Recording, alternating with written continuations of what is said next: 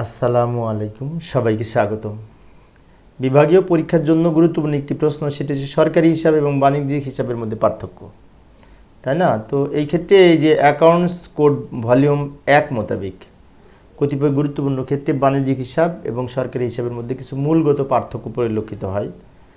পার্থক্য এর কারণেই সাধারণত যে ক্ষেত্রে বাণিজ্যিক প্রতিষ্ঠানের প্রধান কাজ হচ্ছে ব্যবসা বাণিজ্য পরিচালনা, তাই না, বিভিন্ন দ্রব্য মালামাল বিশেষ করে ক্রয় বিক্রয় করা, যার উদ্দেশ্য কিন্তু লাভ করা, সেক্ষেত্রে সরকারি হিসেবে কাজ হচ্ছে শাসন পরিচালনা করা, শাসন পরিচালনা সংক্রান্ত এবং বিভিন্ন পরিদপ্তর অধিদপ্তরের প্রশাসন সংক্রান্ত বিভিন্ন হিসাবসমূহ পরিচালনা করা সরকারি হিসাবের কাজ।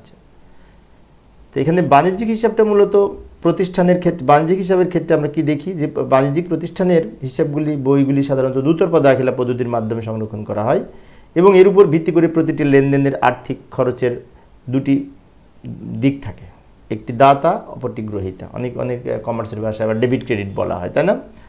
সকল হিসাবের বইগুলি জমা খরচের পূর্ণতা সমতা বিধানের ক্ষেত্রে এই ক্ষেত্রে সমান সমান করা হয় এবং বাণিজ্যিক প্রতিষ্ঠানের ক্ষেত্রে লাভ অর্জনের উদ্দেশ্যে মূলধন ব্যবহার করা হয়। অর্থাৎ বাণিজ্যিক প্রতিষ্ঠানের হিসাবের মুখ্য যেটি উদ্দেশ্য সেটা হচ্ছে মুনাফা অর্জনের উদ্দেশ্যে সমস্ত হিসাবসমূহ পরিচালনা করা হয়, তাই না? যেমন দেনাদার পাওনাদার সম্পর্কে বাণিজ্যিক প্রতিষ্ঠানটির কোনো একটা পর্যায়ে তা নিরূপণের ক্ষেত্রে লাভ লোকসান হিসাব প্রস্তুত করতে হয়। জমা খরচের পূর্ণতার করার জন্য যেমন বিশেষ করে আর্থিক অবস্থার বিবরণী, খতিয়ান, তারপর রেওয়া মিল, এইগুলো প্রস্তুত করতে হয়। নগদান হিসাব এগুলি প্রস্তুত করতে হয় বাণিজ্যিক প্রতিষ্ঠানের ক্ষেত্রে, তাই না? তাই বাণিজ্যিক প্রতিষ্ঠানের লাভ লোকসান নির্ণয় করার ক্ষেত্রে বাণিজ্যিক বিভিন্ন ক্ষেত্রে গুরুত্বপূর্ণ উপাদান রয়েছে। অর্থাৎ প্রতিষ্ঠানের লাভ ক্ষতির মাধ্যমে ঋণ পরিশোধ হচ্ছে কিনা তার ঠিকঠাকভাবে সব কিছু বাণিজ্যিকভাবে সেগুলি নির্ণয় করা হয়। অপরদিকে সরকারি হিসাব সংরক্ষণের ক্ষেত্রে পদ্ধতিটির ক্ষেত্রে লাভ লোকসানের হিসাব প্রণয়ন করা হয় না।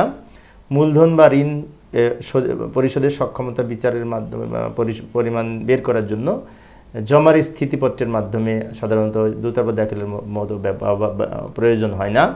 সরকারি হিসাবের প্রধান যে অংশ তা হচ্ছে একতরফা দাখিল পদ্ধতি, ঠিক আছে? তবে বাণিজ্যিক প্রতিষ্ঠানের ক্ষেত্রে একটি দুতরফা দাখিলা পদ্ধতি পন্থায় সংরক্ষণ করা হয়ে থাকে। বাণিজ্যিক কিছু সরকারি বাণিজ্যিক প্রতিষ্ঠানের ক্ষেত্রে দুতরফা দাখিলা পদ্ধতি অবলম্বন করা হয়ে থাকে এবং এর মূল উদ্দেশ্য হচ্ছে সরকার, ব্যাংকার এবং প্রেরক, গ্রহীতা, ঋণদাতা সকল ক্ষেত্রেই এই বৈজ্ঞানিক পদ্ধতিতে হিসাবের স্থিতি নির্ণয় করা হয়ে থাকে। অবশ্যই এই ধরনের স্থিতি একতরফা দাখিলা পদ্ধতিতেও অতিরিক্ত হিসাবে রাখা যায়। এখানে মেন যে বিষয় সেটি হচ্ছে একতরফা দাখিলা পদ্ধতি, দুতরফা দাখিলা পদ্ধতি, উভয় পদ্ধতিতে সাধারণত সরকারি হিসাব সংরক্ষণ করা হয়, কিন্তু বাণিজ্যিক প্রতিষ্ঠানগুলো অবশ্যই দুতরফা দাখিলা পদ্ধতি ব্যবহার করা হয় এবং দুতরফা দাখিলা পদ্ধতিতে মুনাফা অর্জনের উদ্দেশ্যে সকল হিসাব দায় দেনা সম্পূর্ণ করে আর্থিক বিবরণী প্রস্তুত করা হয়, তাই না? আর সরকারি হিসাবের ক্ষেত্রে দেখা যায় যে বিভিন্ন প্রশাসন, পরিদপ্তর, অধিদপ্তর ইত্যাদির ক্ষেত্রে হিসাব পরিচালনা করার জন্য একতরফা এবং দুইতরফা উভয় ব্যবহার করা হয়ে থাকে। তো এইভাবে আমরা লিখতে পারি, এটা নিজেদের মতো বানিয়ে লিখলেও হবে, পারবে ইনশাল্লাহ।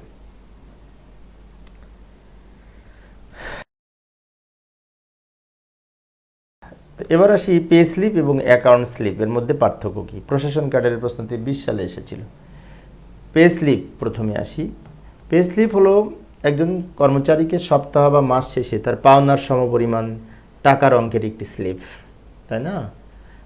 যাতে প্রাপ্য টাকার পরিমাণ নির্ণয় করা থাকে এবং কি পরিমাণ ট্যাক্স কর্তন করা হয়েছে তা বিস্তারিত বর্ণনা থাকে এই সরকারি একটি স্লিপে। আচ্ছা, এখানে অর্থাৎ পে স্লিপ হলো মূলত কোনো কর্মচারীকে প্রদত্ত টাকার বিস্তারিত বিবরণ সহ একটি পত্র, যেখানে ট্যাক্স, ইন্স্যুরেন্স সহ বিভিন্ন তথ্যাদি অন্তর্ভুক্ত থাকে।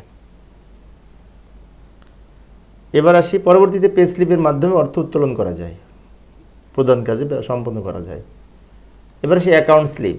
সরকারি কর্মচারীগণ তাদের বেতনের নির্দিষ্ট অংশ সরকারি বিভিন্ন দপ্তরে কিন্তু কর্তন করে জমা রাখতে হয়, তাই না? আর এই কর্তৃত টাকার হিসাব সিএও অফিসে বিশেষ করে সংরক্ষণ করে থাকে। অর্থাৎ সরকারি কর্মচারীগণ তাদের জমানো টাকার হিসাব সিএও থেকে সংগ্রহ করার জন্য সিএওতে অনুরোধ করলে তারা তাদেরকে একটি এই অফিস থেকে একটি জমার পরিমাণ, যে পরিমাণ টাকা রয়েছে তার একটি স্লিপ প্রদান করে, যাকে অ্যাকাউন্ট স্লিপ বলে। অর্থাৎ কোনো সরকারি কর্মচারী জমানো টাকার পরিমাণ হিসাব দপ্তর থেকে জমানো টাকার পরিমাণ জানার জন্য এই অ্যাকাউন্ট স্লিপ প্রদান করে থাকে, বা পাওয়া পাওয়া জমা টাকার বিপরীতে একটি পরিমাণ জানার জন্য অ্যাকাউন্ট স্লিপ প্রদান করা হয়। তো এইভাবে আমরা উপস্থাপন করতে পারি। বই পড়ে আরও বিস্তারিত লিখতে পারবো, আমি মূলত বেসিক জিনিস।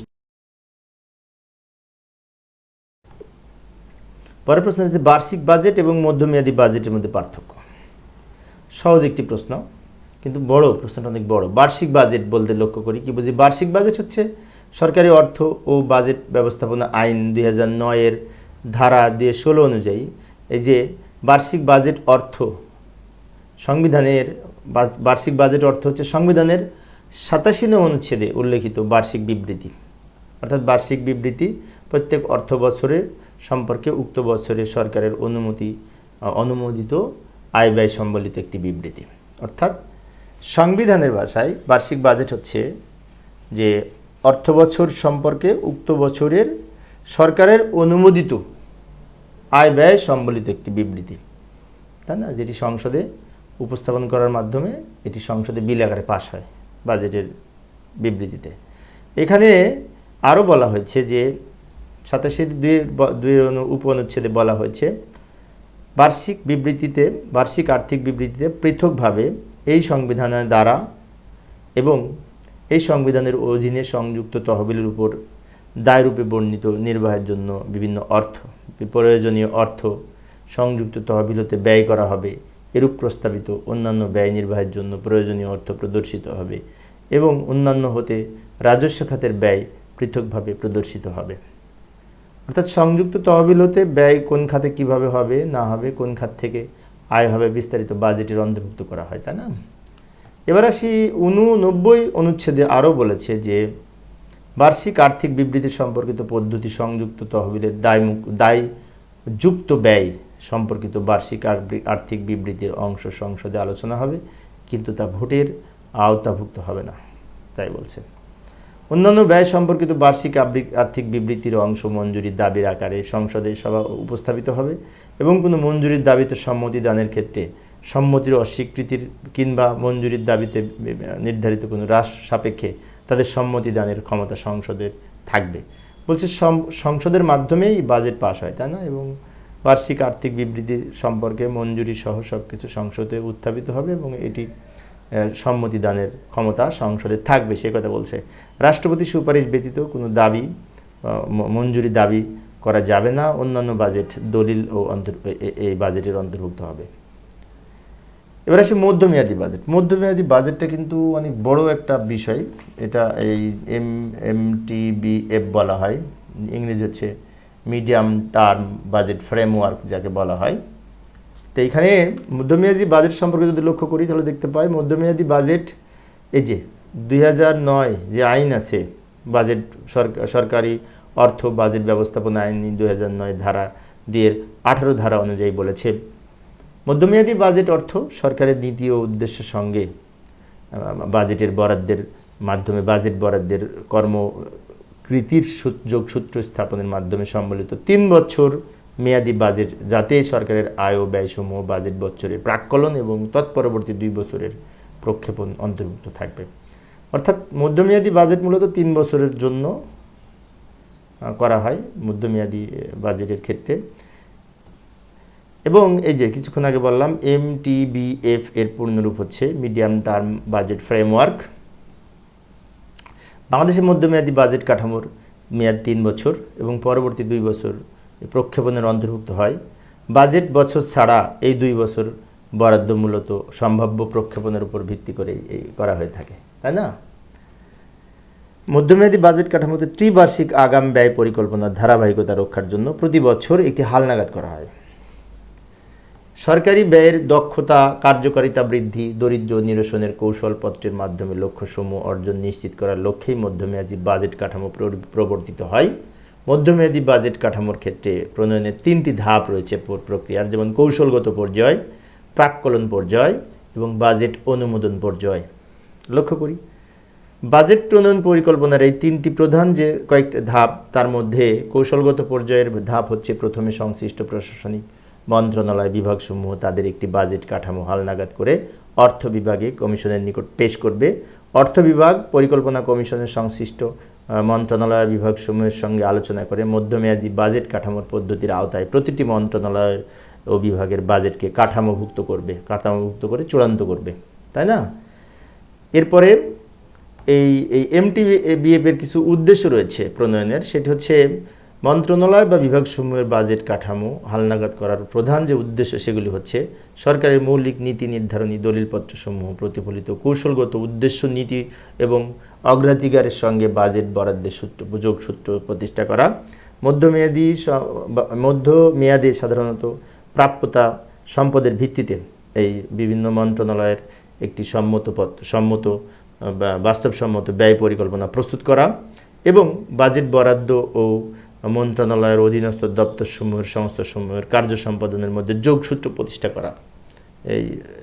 এছাড়া মধ্যমেয়াদী বাজেটের ক্ষেত্রে আরও একটি বিষয় যে প্রাথমিক সম্ভব ব্যয়সীমা এবং আয়ের লক্ষ্যমাত্রা নির্ণয় করা, অর্থাৎ সংশ্লিষ্ট মন্ত্রণালয় সমূহের মধ্যে রাজস্ব প্রাপ্তির প্রাথমিক লক্ষ্যমাত্রা নির্ধারণ করা এবং সংশ্লিষ্ট মন্ত্রণালয়ের রাজস্ব আহরণের মধ্যমেয়াদী একটি লক্ষ্যমাত্রা নির্ধারণ করা যায় এই মধ্যমেয়াদী বাজেটের মধ্যে। এবং এর পাশাপাশি আয়ের পাশাপাশি প্রাথমিক সম্ভাব্য ব্যয়সীমা নির্ধারণের উদ্দেশ্যে এই বিভিন্ন সংশ্লিষ্ট মন্ত্রণালয়ের মধ্যমেয়াদী কী পরিমাণ সম্পদ পেতে পারে এবং কী পরিমাণ সম্পদ সেই সম্পর্কে ধারণা লাভ করার পাশাপাশি প্রদত্ত ব্যয়সীমানার মধ্যে অনুন্নয়ন ও উন্নয়ন উভয় ব্যয়সমূহের একটি বাস্তবসম্মত বাজেট প্রণয়ন করা নিশ্চিত করা যায় এই মধ্যমেয়াদী বাজেটের মাধ্যমে। সুতরাং বলা যায় মন্ত্রণালয় বা বিভাগের বাজেট কাঠামোতে প্রদর্শিত ব্যয় পরিকল্পনা, বাজেট বা বাস্তবায়নের সক্ষমতা এবং সার্বিক সম্পদ প্রাপ্যতার নিরীক্ষে উল্লেখিত মধ্যমেয়াদী ব্যয়ের বাজেটের যে প্রস্তুত করা হয় এর গুরুত্ব অপরিসীম, তাই না? এবং এর আয় ব্যয় সীমার বিভিন্ন হ্রাস বৃদ্ধির পরিমাণ নির্ণয় করা যেতে পারে। তো এখানে এর পাশাপাশি আমরা নিজেদের মতো করে লিখতে পারি, এটা আসলে অনেক বড় প্রশ্ন। তো পরের প্রশ্নটা হচ্ছে হিসাব বিজ্ঞান রিলেটেড প্রশ্নটি, জাবেদা এবং খতিয়ানের মধ্যে পার্থক্য, তাই না? তারপর অনেক সহজ প্রশ্নটি, যারা কমার্সের স্টুডেন্ট তাদের জন্য তো সহজ, তাদের এই প্রশ্নটাতে পড়াই লাগবে না। তো লক্ষ্য করি এইভাবে আলোচনা করতে পারি। জাবেদা ইংরেজি হচ্ছে জার্নাল, তাই না? অ্যাকাউন্টস কোডের ভলিউম 1 বিধি 15 অনুযায়ী জার্নাল এবং লেজার সম্পর্কে বলা হয়েছে। জার্নাল এবং লেজার হলো সরকারের হিসাব সংরক্ষণের পদ্ধতি, অর্থাৎ জার্নাল এবং লেজারের মাধ্যমে সরকার হিসাব সংরক্ষণ করে থাকে। এই বিষয়টি অ্যাকাউন্টস কোডের যে ভলিউম 1 আছে না, এর বিধি 15তে বলা আছে। এবং এটা single entry O double entry উভয়ই হতে পারে, অর্থাৎ এটি একতরফা দাখিলা পদ্ধতিও হতে পারে বা দুতরফা দাখিলা পদ্ধতিতেও জার্নাল লেজার প্রস্তুত করা হতে পারে। সরকারের টেকনিক্যাল অ্যাকাউন্টস ব্যবস্থাপনার উপর জার্নাল ও লেজার ব্যবহৃত হয়ে থাকে। জার্নাল এবং লেজারগুলো হিসাবের ভারসাম্য রক্ষার ক্ষেত্রে একটি বিজ্ঞানভিত্তিক পদ্ধতি, তাই বলেছে সরকার। যেখানে ব্যাংকার হিসাবে এই অর্থ প্রদানকারী এবং ঋণ প্রদানকারী এবং বিভিন্ন ঋণ গ্রহণকারী হিসেবে কাজ করে, সেখানে জার্নাল ও লেজারের প্রয়োজনীয়তা অপরিসীম। এই প্রকার ব্যালেন্স নিয়মিতভাবে সরকারি হিসাবের ব্যবহার করা সত্ত্বেও নির্ভুলভাবে হিসাব করার জন্য জার্নাল এবং লেজার সমূহ প্রস্তুত করা হয়। এবার আমরা দেখব জার্নাল কাকে বলে এবং লেজার কাকে বলে। সংক্ষেপে জার্নাল হচ্ছে হিসাব সংক্রান্ত বিস্তারিত বিবরণী এবং আর্থিক বিষয়ে সকল লেনদেন, এই যে সকল লেনদেনের যে বইতে লিপিবদ্ধ করা হয় তাকে জার্নাল বলা হয়। জার্নালকে হিসাবের প্রাথমিক বইও বলা হয়, এটাকে এন্ট্রি বই বা প্রাথমিক বই বলা হয়। এবং যে কোনো সরকার এর প্রাপ্তি ও ব্যয়ের প্রাথমিক বই হিসেবে এই জাবেদা বা জার্নাল ব্যবহার করা হয়ে থাকে। আর্থিক লেনদেন সমূহ সম্পর্কিত রেকর্ড সংরক্ষণ করার জন্য অ্যাকাউন্টিং জার্নালের সৃষ্টি হয়ে থাকে এবং অ্যাকাউন্টিং জার্নালের মাধ্যমে তারিখ, হিসাবের খাত বর্ণনা ও ডেবিট ক্রেডিট উল্লেখ সহ জাবেদা প্রস্তুত করা হয়ে থাকে। অর্থাৎ দৈনিক লেনদেনগুলি প্রাথমিকভাবে তারিখ ব্যাখ্যাসহ খাত অনুযায়ী ডেবিট ক্রেডিট নির্ণয় করে প্রাথমিকভাবে যে বইতে লেখা হয় তাকে জাবেদা বলা হয়। তাই জার্নালের মাধ্যমে বিশেষ করে লেনদেনের প্রথম বই রেজিস্টার, যাকে তারিখ অনুযায়ী লেনদেন অন্তর্ভুক্ত করা হয়, এটা প্রাথমিক বই। জার্নালটা মূলত প্রাথমিক বই, তাই না?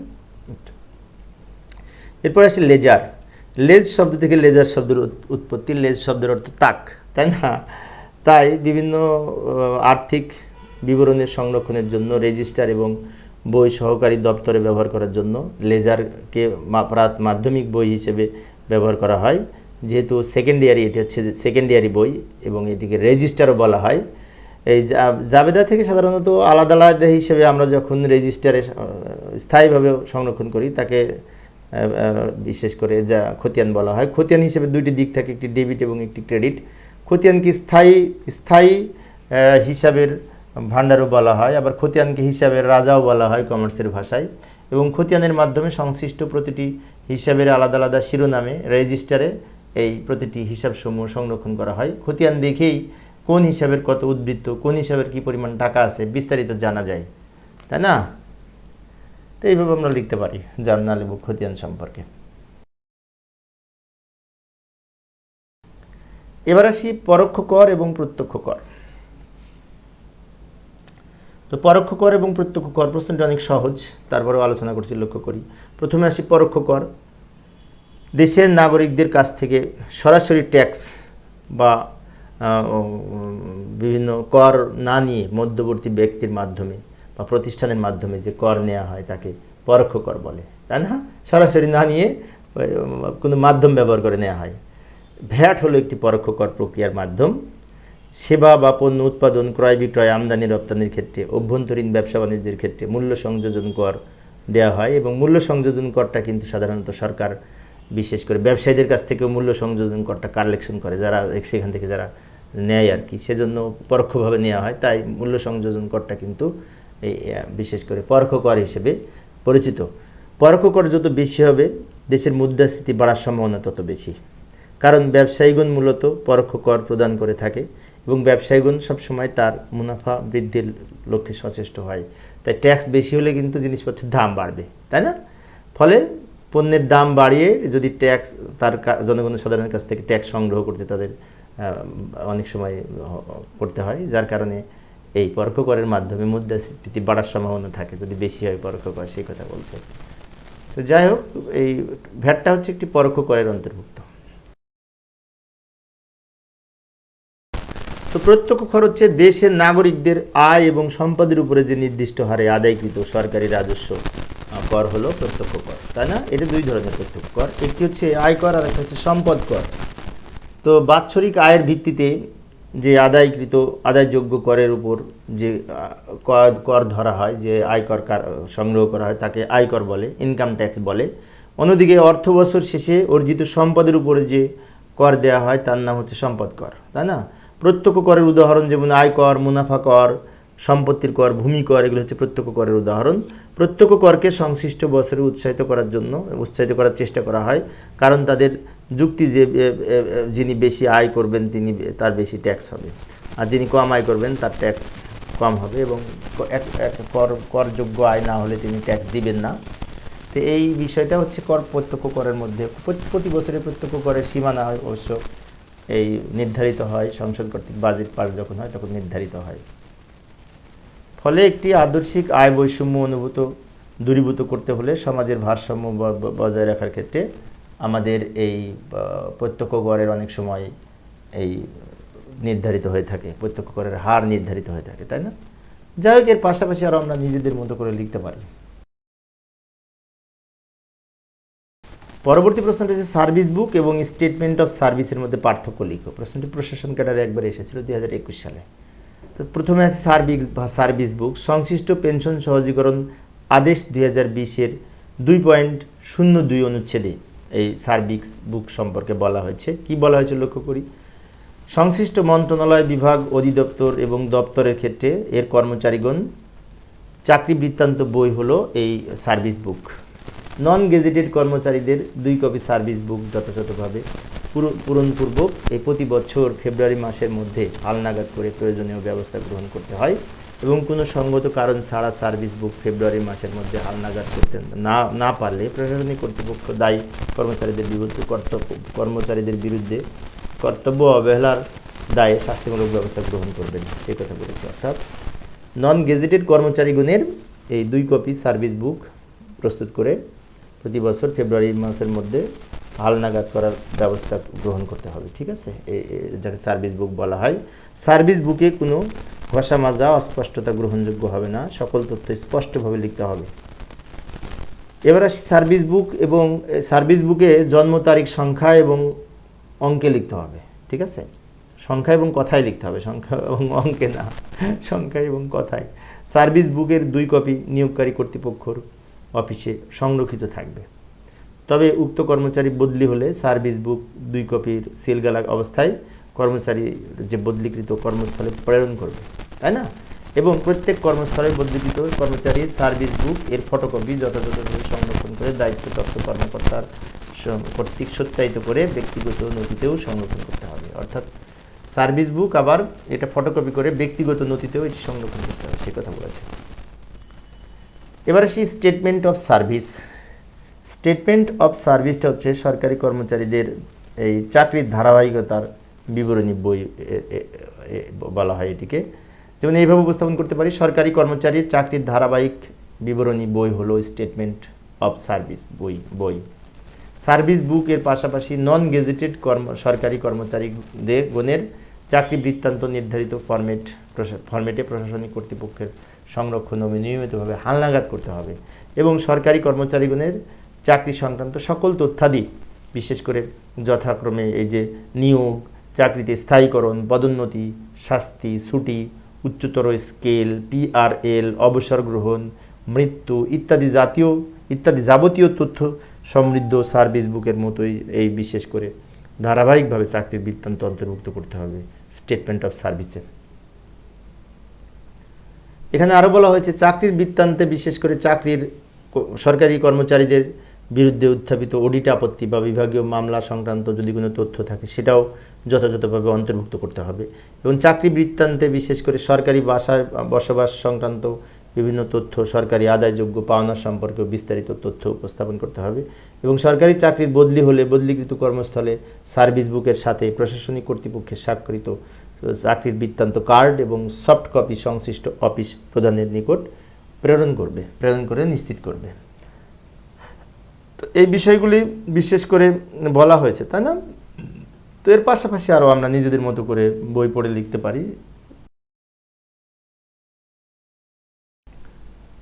পরবর্তী প্রশ্নটি লক্ষ্য করি, এখানে বলেছে অফিস প্রধান এবং আইনবায়ন কর্মকর্তার মধ্যে পার্থক্য কী, তাই না? প্রশ্নটি শিক্ষা ক্যাডারে 2022 সালে একবার এসেছিল। প্রথমে আসি অফিস প্রধান কাকে বলে। সচিবালয় নির্দেশমালা 2024-এর নির্দেশ 2-18 অনুযায়ী দপ্তর প্রধান ও অফিস প্রধান বলতে সরকার কর্তৃক সেই হিসেবে ঘোষিত কর্মকর্তাকে বোঝাবে। অর্থাৎ অফিস প্রধান হিসেবে ঘোষিত সরকার কর্তৃক নির্ধারিত কর্তৃপক্ষকে বোঝাবে, সরকার কর্তৃক জায়গায় ঘোষণা করবে। অর্থাৎ যে সকল সরকারি অফিসে সরকার কর্তৃক ঘোষিত ও নিয়োগকৃত ব্যক্তি অফিস প্রধান হিসেবে গণ্য হবেন। যেমন আমাদের এই যে জেলা প্রশাসকের কার্যালয়ের জেলা প্রশাসক মহোদয় হচ্ছে অফিস প্রধান, মন্ত্রণালয়ের সিনিয়র সচিব বা সচিব মহোদয় হচ্ছে অফিস প্রধান, শিক্ষা বোর্ডের চেয়ারম্যান হচ্ছে অফিস প্রধান, শিক্ষা প্রতিষ্ঠানের বিশেষ করে প্রিন্সিপাল বা ভাইস চ্যান্সেলর বা প্রধান শিক্ষক হচ্ছে অফিস প্রধান, তাই না? আচ্ছা, এখন আসি আইনবায়ন কর্মকর্তা কাকে বলে। আইনবায়ন কর্মকর্তা বলতে সরকারকে প্রদত্ত সেবা ও সরবরাহের বিল পরিশোধের উদ্দেশ্যে বিল উত্তোলনের জন্য ক্ষমতাপ্রাপ্ত সরকারি কর্মকর্তাকে বোঝায়, মানে নিয়ন্ত্রণকারী কর্তৃপক্ষ অনেকটা। সরকারি আইনবায়ন কর্মকর্তা বলছে যে বিভিন্ন সেবা বা বিলের জন্য বিল পরিশোধের উদ্দেশ্যে বিল উত্তোলন করবে এবং সেটি যথাযথভাবে ব্যয় করবে, এই ক্ষমতাপ্রাপ্ত ব্যক্তিকে বলা হয় ডিডিও, যাকে বলা হয়, তাই না? আচ্ছা, এই যে আইনবায়ন কর্মকর্তা বলতে যে সরকারি কর্মকর্তা ট্রেজারি হতে অর্থ উত্তোলিত করে উক্ত অর্থ পরিশোধের ক্ষমতাপ্রাপ্ত হবেন তিনি হচ্ছে আইনবায়ন কর্মকর্তা বা ব্যয়ন কর্মকর্তাও বলা হয়। অর্থাৎ যে কর্মকর্তা ট্রেজারি হতে অর্থ উত্তোলন করে উক্ত অর্থ প্রাপককে যথাযথভাবে নিজের ক্ষমতা বলে, এই বিশেষ করে আইনবায়ন কর্মকর্তা হিসেবে তিনি এই ডিসবার্সমেন্ট করবেন, তাকে আইনবায়ন কর্মকর্তা বলা হয়। এর পাশাপাশি আমরা আরও নিজেদের মতো করে লিখতে পারি, এখানে আমি সংক্ষেপে উপস্থাপন করেছি এই অফিস প্রধান এবং আইনবায়ন কর্মকর্তার মধ্যে। তো আরেকটু লেখা যায়, সেটা হচ্ছে সাধারণত মৃত ব্যয়ী কোনো ব্যক্তির কাছে, এই যে লক্ষ্য করি সরকারি কাজ করার জন্য অর্থ ব্যয় করার জন্য সাধারণত একটু স্বচ্ছতার সাথে করতে হবে, সেই ক্ষেত্রে আরও লিখতে পারি সাধারণ মৃত ব্যয়ী কোনো ব্যক্তির কাছে হতে তার নিজের অর্থ ব্যয়ের ক্ষেত্রে যতটা সতর্কতা আশা করা যায় প্রত্যেক সরকারি কর্মকর্তাকে আরও দেখতে হবে যে বিল প্রণয়নের নিয়মাবলী পালন করা যথাযথভাবে হয়েছে কিনা, পরিশোধের জন্য উক্ত অর্থ অবিলম্বে প্রয়োজন এবং স্থায়ী অগ্রিম হতে ইতিমধ্যে পরিশোধ করা হয়েছে কিনা এবং প্রাপ্ত বরাদ্দের মধ্যেই এই প্রাপ্ত বরাদ্দ এবং মূল বরাদ্দর ক্ষেত্রে সে সীমা অতিক্রম করছে কিনা এবং যথাযথভাবে বিশেষ করে বিভিন্ন চুক্তি বা ব্যয়ের ক্ষেত্রে প্রস্তাবিত চুক্তিসমূহ কোনো অতিরিক্ত ব্যয় হচ্ছে কিনা এবং বিশেষ করে নিয়ম নীতি অনুযায়ী সঠিকভাবে হচ্ছে কিনা এই বিষয়টিগুলি লক্ষ্য রাখতে হবে। আচ্ছা, এটা কিন্তু নিজের মতো বানিয়ে লিখতে পারবো আমরা, এর চেয়েও বানিয়ে আমরা সুন্দর করে লিখতে পারবো এবং এখানে আমি কয়েকটা উপস্থাপন করেছি।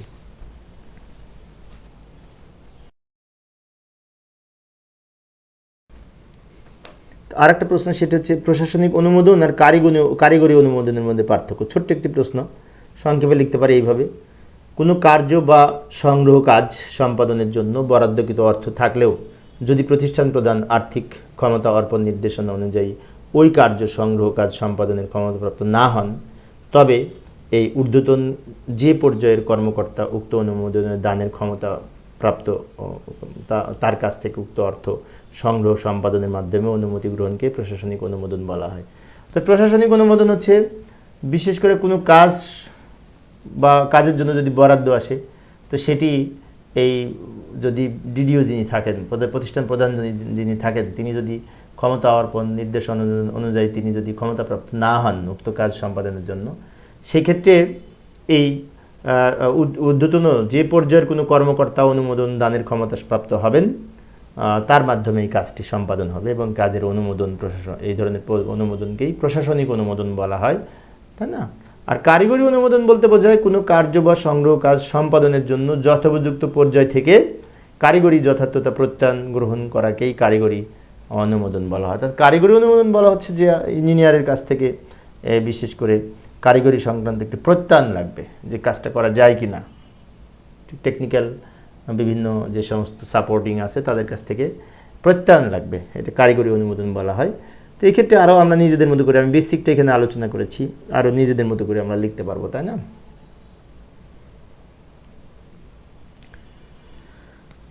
পরের প্রশ্নটা হচ্ছে এই যে নির্দিষ্টকরণ আইন এবং অর্থ আইন এর মধ্যে পার্থক্য কী।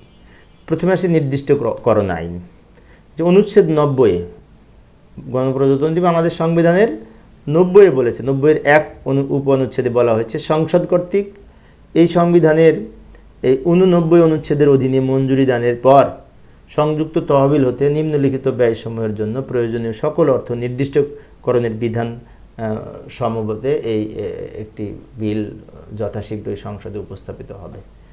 এবং এই ক্ষেত্রে বলা হয়েছে সংসদ কর্তৃক প্রদত্ত অনুরূপ কোনো মঞ্জুরি, তারপর সংসদে উত্থাপিত উপস্থিতিতে বিশেষ করে বিবৃতিতে প্রদর্শিত অর্থের অনধিক সংযুক্ত তহবিলের দায়যুক্ত যে সমস্ত ব্যয় আছে সেই তার পরিমাণ,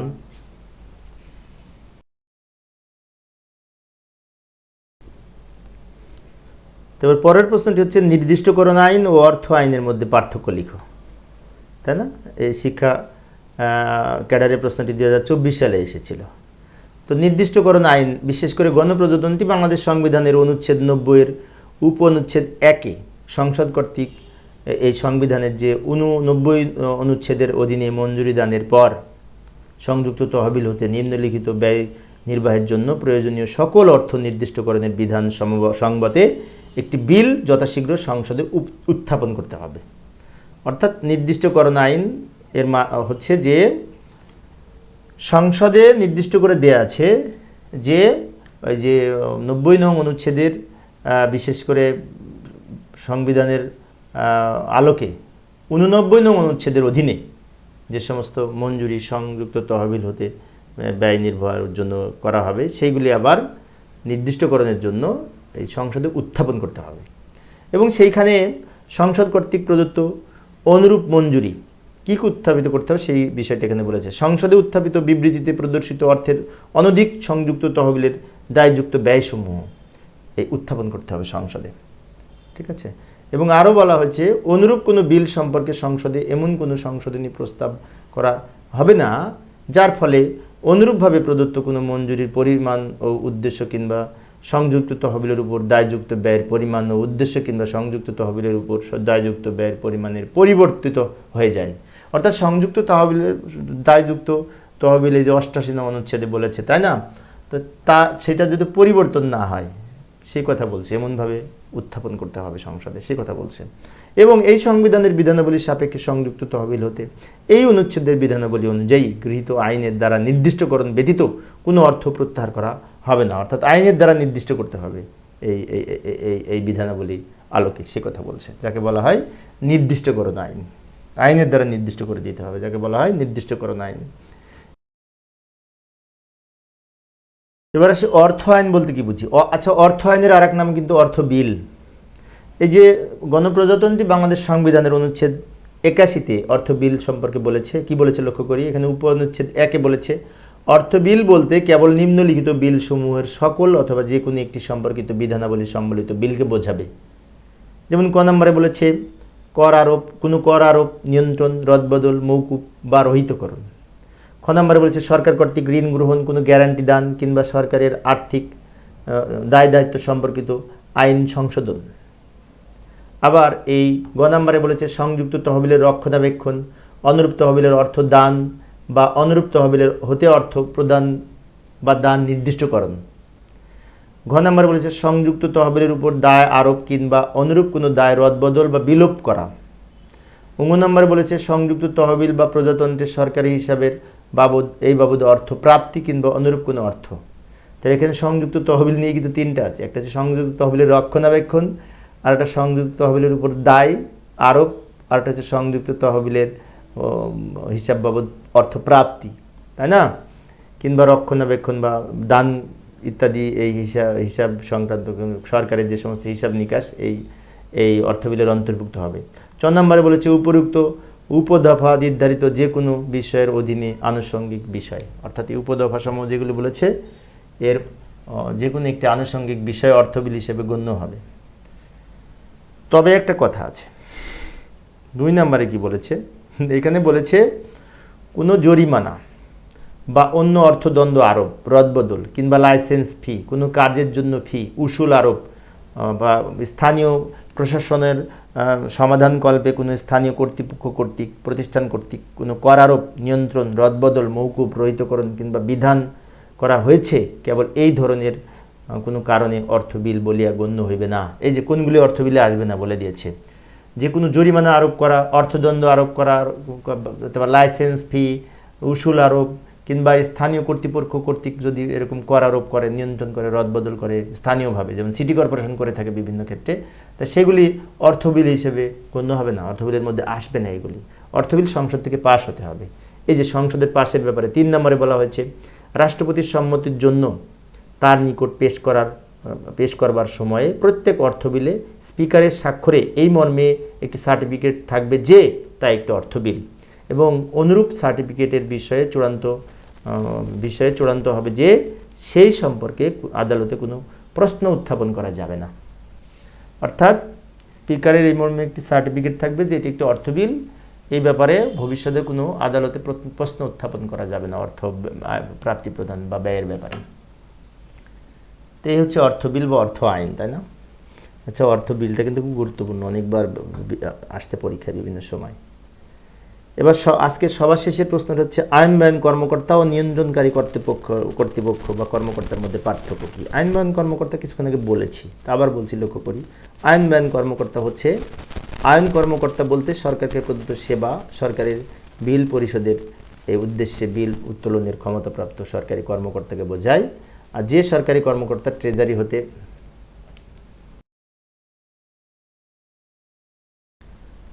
তো পরের প্রশ্নটা হচ্ছে আইন বায়ন কর্মকর্তা এবং নিয়ন্ত্রণকারী কর্তৃপক্ষ বা কর্মকর্তার মধ্যে পার্থক্য কী, তাই না। ২৪ সালে প্রশ্নটি এসেছিল, এইভাবে লিখতে পারি। প্রথমে হচ্ছে আইন বায়ন কর্মকর্তা বলতে সরকারকে প্রদত্ত সেবা ও সরকারের বিল পরিশোধের উদ্দেশ্যে বিল উত্তোলনকারী ক্ষমতাপ্রাপ্ত কর্মকর্তাকে বোঝাবে, এবং যে সরকারি কর্মচারী ট্রেজারি হতে উত্তোলিত অর্থ পরিশোধের জন্য ক্ষমতাপ্রাপ্ত হয় তাকে বায়ন কর্মকর্তা বা আইন বায়ন কর্মকর্তা বলা হয়। যে কর্মচারী উত্তোলন করে তা উক্ত খরচকে নিজেই উক্ত অর্থকে উত্তোলন করার পর উক্ত অর্থকে নিজেই পরিশোধের জন্য ক্ষমতাপ্রাপ্ত হন তাকে আইন বায়ন কর্মকর্তা বলা হয়। তা আইন বায়ন কর্মকর্তার ক্ষেত্রে মিতব্যয়ীভাবে নিজের অর্থ ব্যয়ের ক্ষেত্রে যতটা সতর্কতা আশা করা যায় প্রত্যেক আইন বায়ন কর্মকর্তাকে সেইভাবে বিলসমূহ নিয়মাবলী প্রতিপালন করতে হবে, এবং পরিশোধের ক্ষেত্রে যাতে উক্ত অর্থ বিলম্বে প্রয়োজন হয় উক্ত অর্থ অবিলম্বে পরিশোধ করতে হবে, এবং কোনো ন্যায্যতা নিয়ম অনুযায়ী অতিরিক্ত কোনো খরচ হচ্ছে কিনা সব কিছু মিলে চুক্তিপত্র যদিও হয় সে চুক্তির যথাযথভাবে প্রতিপালন হয়েছে কিনা সব কিছু এই প্রতিপালন করে আইন কর্মকর্তাকে অর্থ ব্যয় করতে হবে সেই কথা বলেছে। এখানে নিয়ন্ত্রণকারী কর্তৃপক্ষ আইন কর্মকর্তার সম্পর্কে কর্তব্য দায়িত্ব সম্পর্কে আমরা এর আগে যেগুলো পড়েছি আরও সেইভাবে সুন্দর করে লিখতে পারবো। এখন আমি বলবো নিয়ন্ত্রণকারী কর্তৃপক্ষ। তো নিয়ন্ত্রণকারী কর্তৃপক্ষ হচ্ছে কোনো নির্দিষ্ট সরকারি কর্মচারী নির্দিষ্ট শ্রেণীর সরকারি কর্মচারীদের ভ্রমণ ভাতার উদ্দেশ্যে নিয়ন্ত্রণকারী কর্তৃপক্ষকে বোঝায়, তাই না? অর্থাৎ ভ্রমণ ভাতার উদ্দেশ্যে সরকার কর্তৃক ঘোষিত নিয়ন্ত্রণকারী কর্তৃপক্ষ তার অধীনস্থ কোনো সরকারি কর্মচারীকে বাংলাদেশের যে কোনো স্থানে দায়িত্ব পালনের জন্য ভ্রমণের উদ্দেশ্যে বিধিবিধান অনুযায়ী ভ্রমণ ভাতা উত্তোলনের অনুমতি প্রদান করে থাকে, ভ্রমণ ভাতা বিলে স্বাক্ষর করে থাকে এবং ভ্রমণ ভাতার সঠিকতা যাচাই বাছাই করে থাকে। তারা নিয়ন্ত্রণকারী কর্তৃপক্ষের সাথে কিন্তু ভ্রমণ ভাতা বিল স্বচ্ছতা ও জবাবদিহিতার সাথে ভ্রমণ ভাতা বিলে স্বাক্ষর করার ক্ষেত্রে বিভিন্ন গুরুত্বপূর্ণ দায়িত্ব পালন করে থাকে নিয়ন্ত্রণকারী কর্তৃপক্ষ। আর আইনবান কর্মকর্তা হচ্ছে একটা প্রতিষ্ঠানের সরকারের অর্থ উত্তোলন করা এবং সেটি সঠিকভাবে ব্যয় করার ক্ষেত্রে প্রয়োজনীয় নিয়মকানুন মেনে তিনি এই অর্থ ব্যয় করবেন, তাই না?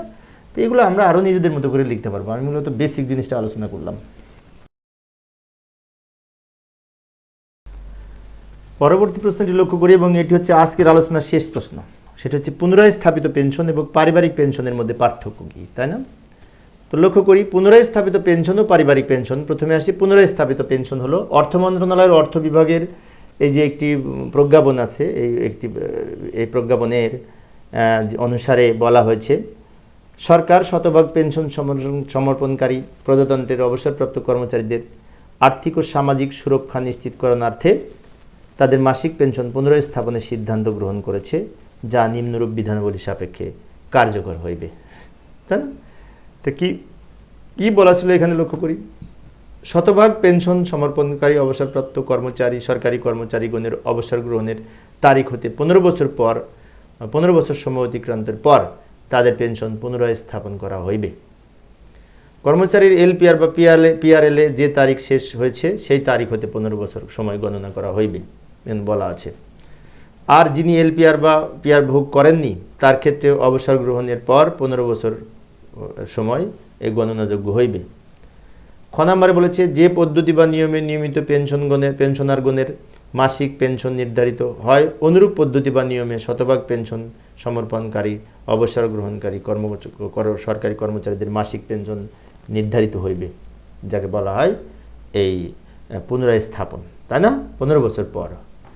এখানে আরও বলা হয়েছে গ নম্বরে নিয়মিত পেনশনারগণের ন্যায় শতভাগ পেনশনের সমর্পণকারী অবসরভোগীদের ন্যূনতম মাসিক পেনশন 3000 টাকা হইতে হইবে, 3000 টাকা। শতভাগ পেনশন সমর্পণকারী অবসর গ্রহণকারী কর্মচারীগণ এই যে 1/7/17 তারিখের বা তার পরবর্তী সময়ে যে পেনশনের তারিখ হইবে সেখান থেকে 1 জুলাই ইনক্রিমেন্ট যোগ হবে, 5% ইনক্রিমেন্ট 1 জুলাই যোগ হবে, তাই বলেছে। এবং পেনশন পুনরস্থাপনের সুবিধার ক্ষেত্রে এই যে 1/7/17 তারিখ থেকে কার্যকর হইবে, তবে 1/7/17 তারিখের পূর্বের কোনো পেনশন সুবিধাদি প্রদেয় হইবে না, সে কথা বলছে। আর মেনি ইনক্রিমেন্টটা যুক্ত হবে 1 জুলাই, সে কথা বলেছে 2017 সালের পরে। এবং এবার এটা হচ্ছে আমাদের পেনশন পুনরায় স্থাপন, মানে পেনশন আপডেট করা আর কি, এরকম বোঝায়। তো বই পড়লে আমরা আরও ভালো বুঝতে পারবো, এখানে আমি মোটামুটি আলোচনা করেছি। এবার আসি পারিবারিক পেনশন। পারিবারিক পেনশন হচ্ছে কোনো সরকারি কর্মচারী পেনশন প্রাপ্তির যোগ্যতা অর্জন করার পর, অর্থাৎ পেনশন প্রাপ্তির জন্য ন্যূনতম চাকরিকাল পূর্ণ হবার পর চাকরিরত অবস্থায় বা অবসর গ্রহণ করার পরে মৃত্যুবরণ করলেই তার পরিবারের ভরণ পোষণের জন্য যে পেনশন দেওয়া হয় তাকে পারিবারিক পেনশন বলে। অর্থাৎ মৃত্যুর সাথে পারিবারিক পেনশনের সম্পর্ক, তাই না? এই মৃত্যুটা যদি চাকরি করতে হয় তাহলে পেনশনযোগ্য চাকরিকালের উপর ভিত্তি করে পেনশন পাবে। আর যদি চাকরি এলপিআরে যাওয়ার পরে হয়, পিআরএলের পরে হয়, সেক্ষেত্রে আবার মৃত্যুবরণের পর পরিবারগণকেই ভরণ পোষণের জন্য এই পেনশন দেওয়া হয়, তাকে বলে পারিবারিক পেনশন। মৃত কর্মচারী স্বামী স্ত্রী বা উপার্জন অক্ষম প্রতিবন্ধী সন্তান আজীবন পারিবারিক পেনশন পাবেন। তাহলে পারিবারিক পেনশন পাবে দুইজন, একটা হচ্ছে স্বামী বা স্ত্রী, যে কোনো একজন, তাই না? অর্থাৎ স্বামীর পেনশন স্ত্রী পাবে, স্ত্রীর পেনশন স্বামী পাবে, সেই কথা বলছে। একজন যদি মারা যায় তাহলে স্বামী বা স্ত্রী একজন, আর উপার্জনে অক্ষম প্রতিবন্ধী সন্তান আজীবন পেনশন পাবেন, এই দুইজন। এবং পরিবারের অন্যান্য সদস্যগণ 15 বছর পর্যন্ত পারিবারিক পেনশন পাবেন। এই যে খুব গুরুত্বপূর্ণ কথা, অন্যান্য সদস্যগণ যারা আছে তারা 15 বছর পর্যন্ত পারিবারিক পেনশন পাবেন। আর স্ত্রী, স্বামী বা প্রতিবন্ধী সন্তান এরা আজীবন পাবেন, সেই কথা বলেছেন। তবে মৃত কর্মচারী অবসর গ্রহণ করার পর এই মাসিক পেনশন ভোগ করে থাকলে যে সময়কালে তিনি মাসিক পেনশন ভোগ করেছেন ওই সময়কালের 15 বছর বাদ দেওয়ার পর অবশিষ্ট সময়কালের জন্য পরিবারের অন্য সদস্যগণ মাসিক প্রাপ্য হবেন। অর্থাৎ বিশেষ করে এখানে কি বলেছে লক্ষ্য করি, মৃত কর্মচারীর অবসর গ্রহণ করার পর মাসিক পেনশন ভোগ করলে যে সময়কালের তিনি মাসিক পেনশন ভোগ করেছেন ওই সময়কালের 15 বছর সময় বাদ দিয়ে তিনি পরিবারের সদস্যগণ মাসিক পেনশন পাবেন, সেই কথা বলেছে। এখানে যেমন একজন সরকারি কর্মচারী অবসর গ্রহণ করার 5ম বছরের 3 মাস মাসিক পেনশন ভোগ করার পর মারা গেলেন, অর্থাৎ 5 বছর 3 মাস পেনশন ভোগ করার পর মারা গেলেন। তো এখন কী হবে, এক্ষেত্রে মৃত কর্মচারীর অন্যান্য সদস্যগণ 9 বছর 9 মাস মাসিক পারিবারিক পেনশন প্রাপ্য হবেন, সেই কথা বলছে। ওই যেটুকু বাকি আছে 15 বছর পুষতে। উল্লেখ্য যে পারিবারিক পেনশন প্রাপ্তির ন্যূনতম পেনশনযোগ্য চাকরিকাল 5 বছর হবে, ঠিক আছে। এবং পেনশনযোগ্য চাকরিকাল 5 বছর পূর্ণ হওয়ার আগে কোনো কর্মচারী মৃত্যুবরণ করলে পারিবারিক পেনশন পাবেন না। এখানে বলেছে যে ব্যক্তি মারা যাবে তার ন্যূনতম চাকরিকাল 5 বছর হতে হবে, 5 বছর না হলে পেনশন পাবেন না, সে কথা বলছে। পেনশনযোগ্য চাকরিকাল ন্যূনতম 5 বছর। এবং এখানে একটি প্রজ্ঞাপন আছে, এই প্রজ্ঞাপন অনুযায়ী বলা হয়েছে, এই প্রজ্ঞাপনের বিধান মতে সরকারি কর্মচারীর বিশেষ করে চাকরির মেয়াদের প্রতি বছর এবং অংশ বিশেষের জন্য সরকারি কর্মচারীদের আহরিত 3টি মূল বেতনের সমপরিমাণে এককালীন বিশেষ সুবিধা পাবেন, এটা প্রজ্ঞাপনে বলা হয়েছে, তাই না? আচ্ছা, প্রজ্ঞাপন সংক্রান্ত বিষয়গুলি এই যে আমাদের এই বিশেষ করে ফিনান্সিয়াল রুলস, তাই না, এবং ট্রেজারি রুলসের এই বিষয়গুলি আছে, ওখানে আমরা প্রজ্ঞাপনগুলো খুঁজে পাবো ইনশাল্লাহ। প্রিয় সুধীবৃন্দু, এই ছিল আজকের আলোচনা। আমরা বই পড়লে আরও ভালো করে বুঝতে পারবো, তাই না? আমি এখানে সংক্ষেপে আলোচনা করার চেষ্টা করেছি, অনেকগুলি প্রশ্ন একসাথে আলোচনা করেছি তো, যার কারণে একটু দ্রুত বলেছি। পরিশেষে সবাই ভালো থাকবে এবং সুস্থ থাকবে এই কামনায় খোদা হাফেজ।